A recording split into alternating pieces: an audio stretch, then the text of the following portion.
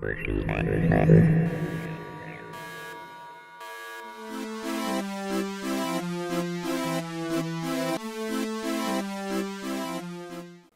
welcome back to Geeks Refuge. This is the final episode in the Halo franchise. I'm here, your host, Raimundo, back with Christopher Kane and Anthony Yam. Sup? Hello. Alright, so for this episode, we're talking about Halo 3, the last in the original trilogy for the Halo games. Personally, my least favorite Halo. What about you guys? It's probably my second favorite Halo. Reach is my favorite. Really? Well, Reach is precursor, but Yeah. Reach is also possibly my favorite Halo. Anthony, which Halos have you actually played so far? I've played the fourth one and Reach. Okay, which of those two do you like the most? Well, I never played the story for any of them. It was just mostly multiplayer. But I think I like Reach better. Yeah, most people prefer Reach over all of them just because it had like the perfect balance. But we're going to talk about Halo 3 for this episode. So Halo 3 picks up, what is it like? Is it like a year later after Halo 2? No, it's literally right after Halo 2. They just missed Yeah. Halo 3 starts off right at the end of the last episode, like literally right after the end where Master Chief says, finishing this fight, he crash lands into, what is it, like another African, like a forest like in an Africa. African forest. Sergeant Johnson's there to assist him and get him up. They thought the Master Chief died because he just fell from orbit, but he didn't die somehow because his armor kept him alive. The Master Chief gets up. Johnson doesn't give him anything yet. He doesn't give him a pistol. And Master Chief sees an invisible figure standing behind the Marines, and he automatically knows what an invisible figure means. That means an elite. So he grabs a Marine's handgun and goes and shoves it into the elite's mouth, ready to pull the trigger. And the elite becomes uninvisible, and it turns out it's the Arbiter. And Johnson tells him that he's on our side, and that the elites have been helping humanity ever since the Prophets overthrew the elites and replaced them with the brutes. And this begins the first mission in the Halo 3 campaign, which I never liked at all, just because it kind of made you feel like the underdog. You didn't feel as powerful as you were before because all the Covenant is here on Earth. Yeah, Earth is on the brink of falling. It's an okay mission. It's like a forest battle mission, really. It's just, eh. The next mission's kind of cool. You fight in an old World War II era bunker against the Covenant. You have to destroy it to destroy the Covenant, and you escape by an exploding elevator. That's pretty much the gist of the next mission. I kind of like it. You see Miranda Keyes again. Yeah. By this point, you kind of aren't the UNSC anymore. You're more of like a militia fighter group. What's left of the UNSC? Yeah, you're trying to take Earth back from the Covenant, but you're really failing at it because they're digging up Earth, basically. They're trying to find something on Earth. You don't know what it is yet, but they're looking for something. Yeah. The rest of the UNSC is on its way from the rest of the UNSC's territories to link up and fight, but they haven't arrived yet, so there's no reinforcements. After that second mission, then the third mission, where you have to basically desert driving mission as you fight wave after wave of Covenant. Good opening, but it's just another driving mission. By this point, you're kind of informed on what's going on. You've been told that the Covenant are searching for something on Earth. You don't know what it is, and you don't know how they're going to find it, or if they will find it. But it's your job to figure out what they're searching for, and it's your job to figure out how you're going to stop them from finding what they're searching for.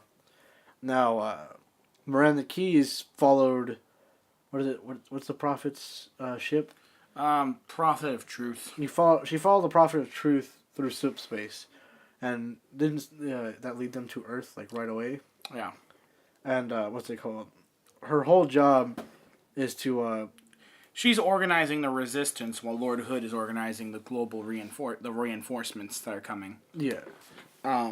So while that's happening, you decide to launch one counter-assault on the elites, and it seems to be successful. You're about to take out the Covenant warship when the Flood arrives.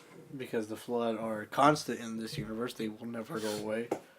The flood are everywhere. They're flooding in. But that. yeah, the flood show up again, but this time, they take over more of a like a scary kind of role because the way you figure out that the flood are here is they come crash landing in basically meteors on Earth, and the mission goes from being kind of like high and mighty where you're shooting everything in the face to kind of dark and glum. Mist kind of falls over the city, and then you hear like noises and screams out in the distance. You also find the city of High Charity from the last game has now crashed into Earth. And the elites have arrived to try to help. And they kind of help a lot than you expect them to do. They just get turned into the flood. Yeah. What's it called? But hey, free energy swords. Yeah, there are a lot of energy swords in this mission. Like, a lot. And that's how you realize that the elites are getting their ass kicked by the flood. Like, you expected the elites, the most elite unit in the Covenant force, to be able to handle the flood, but they fall really quickly and really easily. And in this installation of the Halo universe, they're a lot more flood than you're used to. In the original game, there was the human flood and then the elite flood, and that was it. Now there's brute flood, elite flood, hunter flood. Still the blowing up scrotum sacks, the human flood. There's now these like spider flood that can take two forms. They either turn into really big, bulky beasts, or they turn into little like things that shoot spikes at you. And they just added a lot more to make the flood more menacing, because now the flood... I wouldn't be surprised if they inspired the Necromorphs from Dead Space. Didn't Dead Space come out right before Halo 3 came out? Maybe. Because if so, then Halo took inspiration from Dead Space. Yeah, that would make a little bit more sense. Yeah, because the Necromorphs are a lot like the Flood in Halo 3. The Necromorphs are the Flood. Because they don't die right away. They die... Yeah, cut them up to kill them. Did you know they figured out the Necromorphs by looking at crash crash victims? Yeah. That's how they came up with the design. Yeah, and that opening sequence with all the dead bodies. Well, no, you know what's even creepier? The opening sequence with all the flies and stuff before you start the game. That's actual video footage they took of animals decomposing. Ew. And maggots crawling through their bodies. Yeah. Nasty. But Dead Space 1 is a pretty great horror game. What's it called? Where we're at? We are... Flood just came. You go through High Charity, blah, blah, blah. Find a message from Cortana. Then you go... And then you find out that Earth has a teleporter to the Halo of all Halos. The Super Halo. Yeah, the Ark, which is the head installation that controls every single Halo. And the Covenant wants to try to activate it. And they found out that there's a portal from the Ark on Earth. That's what the Covenant have been searching for, because they want to get to the Ark so they can turn on all the Halos. But they found out that the portal to the Ark has been buried on Earth for thousands and thousands of years. So they dig it up, they turn it on, and everybody goes in. Humans, Covenant, Flood alike, everyone gets into the Ark, and they teleport there. All out war on the installation. You crash land in your Pelican, everyone dies again because just... Master Chief has a habit of crash landing and everybody dying and him surviving. You get some reinforcements from the ODSTs. And this is when you fight your way to the main room for the installation. You get to a certain point and it's just covered in Flood and Covenant. The Covenant kill all the Flood and they usually take over the Flood take over the Covenant bodies and they turn into more Flood. And you have to wait for, 343 Guilty Spark to open the door for you. Yeah. He opens the door for you, you go inside, and this is where a sad part in this entire game begins. Miranda Keyes, who was recently captured, is killed by... No, she's not. No, yeah, she gets killed by the... No. No? No. She dies in the game. No. Yes, she does. No, she doesn't. Miranda Keyes gets killed. Johnson dies. Johnson dies and hit... You completely skipped over a huge portion of the game. That's why there's 3 of us here. Yeah, you skipped over Miranda Keyes getting killed. This is why there's 2 of us here that have played this game. There's a section we accidentally skipped over. Essentially, as you fight through, you find out that the leader of the Covenant, Truth, is about to activate the Halos. You decide Nope, not going to let you do that. So you do a fighting scene. There's a cool aerial combat scene. You find out that Johnson and Keyes were captured by them. And then you and the Arbiter are there, and you don't have not even you two can handle the number of Covenant that are there to start the ring. So what do? Apparently the Gravemind said, "I will work with you for now." So you have Flood as allies for a little bit. Go and you fight all the way there. You find out Miranda Keyes has been killed by a needler gun. No, it was a brute spiker. Oh, it was a brute spiker? Yeah. Oh. Well, still, Miranda Keyes is dead, and Johnson activates the ring. You stop the activation, you don't kill Truth, but the Arbiter stabs Truth and guts him like a bitch. Yeah, and then this is when the Gravemind turns on you because he believes that you just ended the cycle for the Halo rings. So that means the Flood are free to do whatever they want. So But you didn't. He turns against you, he tries to kill you, you make your way out of there. And you find out that the Ark had rebuilt the first Halo ring from Halo 1. But it's not complete. But if you activate it while it's incomplete, it blows up. And destroys the Ark. Doesn't destroy the Ark completely, damages it heavily, but will also wipe out the Flood there, killing the Gravemind. Yeah. So, you go in there, and then here's where the sad part happens, where Johnson's killed. Essentially, 343 Skilty Sparks kills Johnson because Johnson's going to activate the ring. And Guilty Sparks, who usually wants the ring activated, doesn't want to activate it now because the ring's not complete. It's not complete. So then you do the easiest boss battle in gaming history. Not the easiest, but basically you gut him down a few times with a Spartan laser. Activate the ring, destroy it. You would then do the cool driving mission where you need to escape. You get onto the Forward On of Dawn. It splits in half. You're the hero. And you disappear. So you think. And then it splits off into two pieces. There's one with the Master Chief on it and one with the Arbiter on it.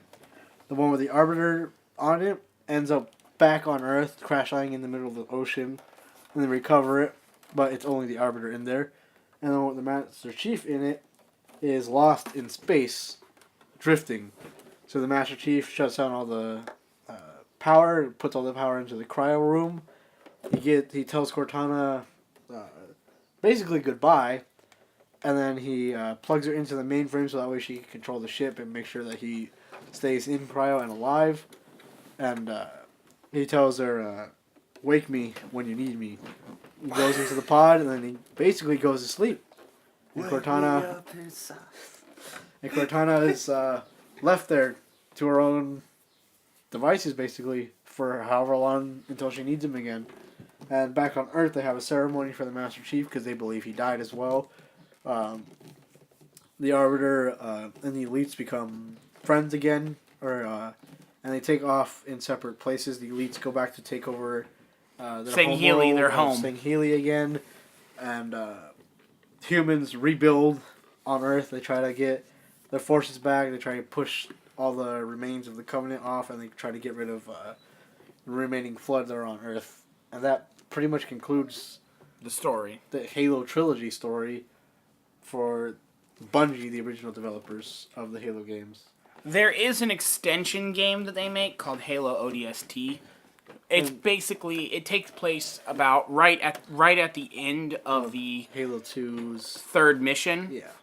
And you play as an ODST called Rookie, and you discover and fight through the ruins of New Mombasa against brutes, and find out what happens to your teammates. It also introduces Firefight for the first time, which becomes one of the game's most popular game modes, where you fight wave after wave of Covenants. It's just another Horde mode from like with Gears of War. And Halo 3 ODST is my least favorite game in the whole series, mainly because I played all three games, and I was used to being the Master Chief, the strong Spartan wearing full armor, can take a ton of damage and keep walking, while this decides to put you in the shoes of an ODST, a normal person, and you have a lot less health, a lot less shields, and you cannot do everything that the Master Chief can. Somehow you can still flip a Warthog, but can't do everything the Master Chief can. But it introduces you to Firefight, introduces you to silenced weapons, and it gives you more of a team-based combat kind of experience while you're not playing as the Rookie. But the way this game is set up is it's like in a split timeline kind of thing. You start off as the Rookie, but this is like 8 hours after the drop. Yeah, and then you have to find your teammates who have gone missing. And each like little artifact that you find starts a new mission where it goes 4 hours before or 6 hours before or right after the drop. And you play as the other members of your team that were dropping in on New Mombasa. And you discover what happened by playing through their actions. Yeah. And then it cuts back to the rookie trying to find more evidence of what happened to his team. Eventually finding most of his team. And their goal is that they found a Covenant engineer that has like... They're a flying scrotum sack. Basically, a lot of things in Halo are flying scrotum sacks. Yeah. And Mass Effect. And Mass Effect. Halo 3 also introduced Forge mode.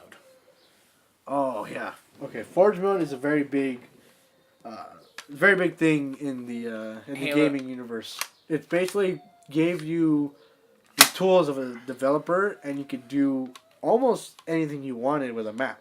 Yeah, you could create your own Halo maps, which then became better in Reach. Reach has the best Forge mode. Oh, It I became have the better. trolliest one too. Yeah, Like the cat nude map.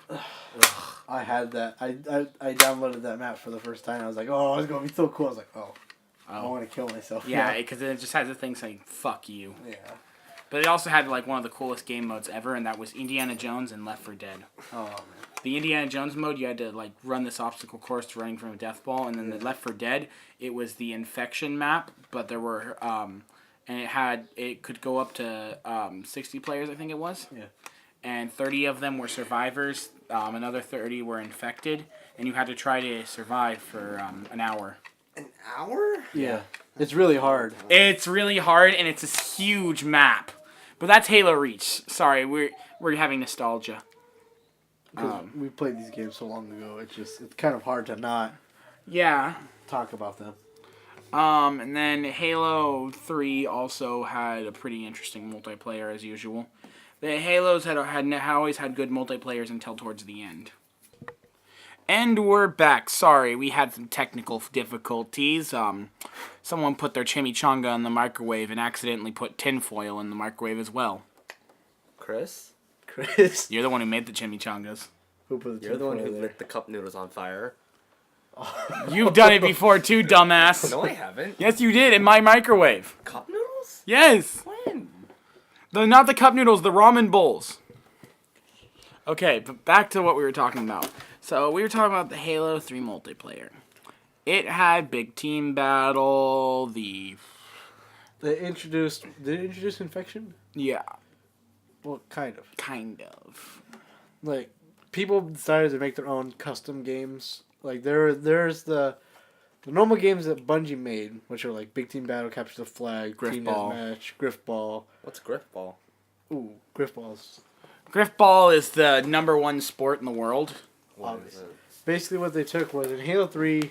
Was it in Halo 3 to introduce the gravity hammer? Yeah. In Halo 3, they introduced the gravity hammer, which is like a big hammer that. Yeah, can, I know like, that. Okay.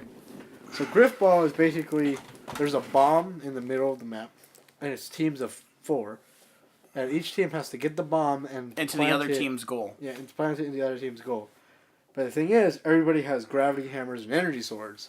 So whoever has the bomb has only the bomb with them, but they get a little bit more health so that they can tank at least one hit. And it's your job, if you're on the enemy team and they have the bomb, it's your job to kill the enemy team and get the bomb back so that way you can blow up their base. It's their job to kill your team and blow up your base. Allahu Akbar. Basically. Yeah. And it's just really ridiculously lots of fun, basically. I would say try playing soccer with a warthog. And then racing. Oh, they do have. There's a gameplay Yeah, for that Warthog too. Soccer. What else? They have Warthog Racing, Mongoose Racing, Banshee Racing. Speaking of racing, this is technically not going off topic, but with Halo 5, my 2 idiot friends, Repo and Ikea, they are terrible. We were playing a racing map, right? And they decided what would happen if they repeatedly got out of their Warthogs, because every time you get out, you die. They did it 600 times in the game. Guess what happened? They crashed and shut down the entire servers. Oh my god. They crashed the entire server for Action Sack, so no one could play Action Sack for 2 hours. Jeez. That's a lot. That's Jesus very Christ. trolly. And so they did it twice. Really? Yeah. And they didn't get into any trouble for that. They didn't get caught. Why? It's a glitch in the system. Nice. All you have to do is get out of your... Two people have to get out of a mongoose 600 times.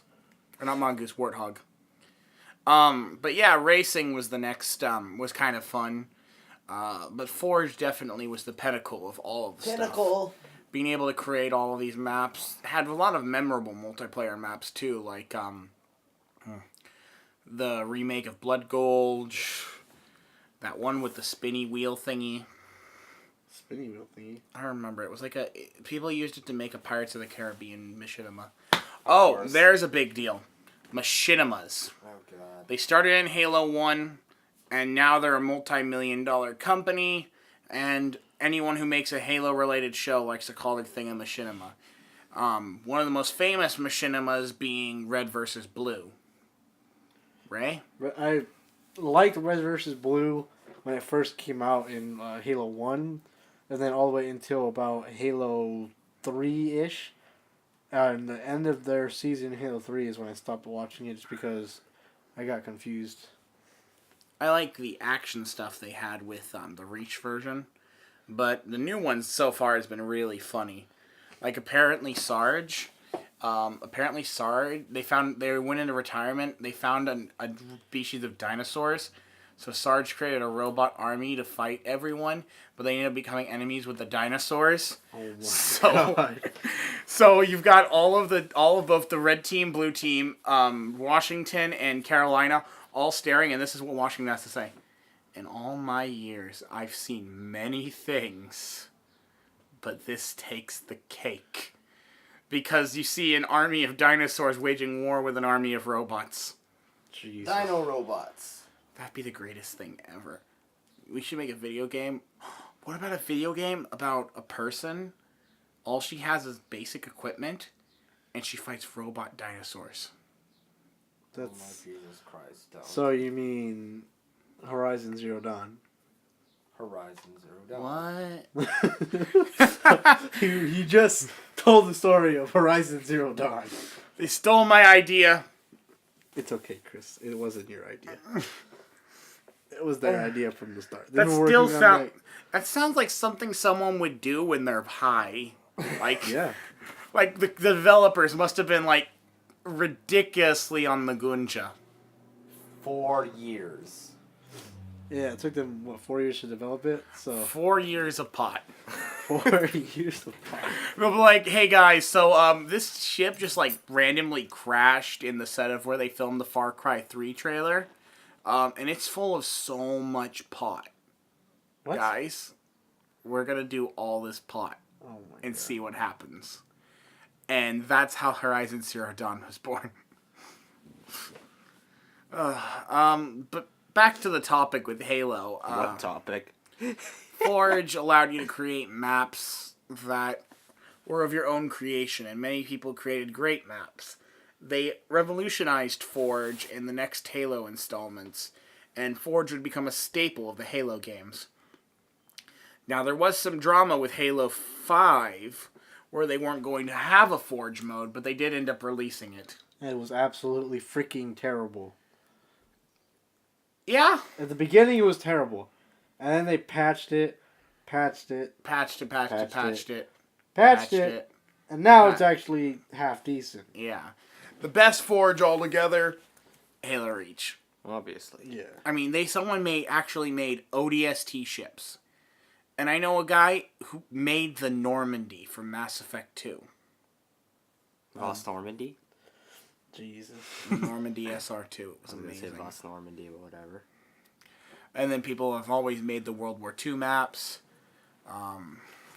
Indiana Jones, Left 4 Dead. Dun dun dun dun. Dun, dun. Dun, dun. Dun, dun, dun, dun, dun, dun, dun, dun. Why we sound high? Because we are. No, we're not Miss Holton. We're Okay. totally high. Chris has a lot of weed in his room. He's growing more than the legalized amount of plants. We just did 5 ounces of sweet black tar Mexican heroin. That's not how the card goes. Shut up, Anthony. I'm Sweet high. Mexican black tar heroin. and like a shit ton of vodka. And Ray's getting Daddy's belt. I don't know. We're just kidding. That not will high. end the final episode of Halo's franchise. Yeah. This last one we couldn't figure out what to talk about because like the multiplayer is pretty simple, so we just started like random talking. And we became high. I'm just kidding. Somehow. We're not actually high. Yes, we're not. Bye guys, love you. We do not consent.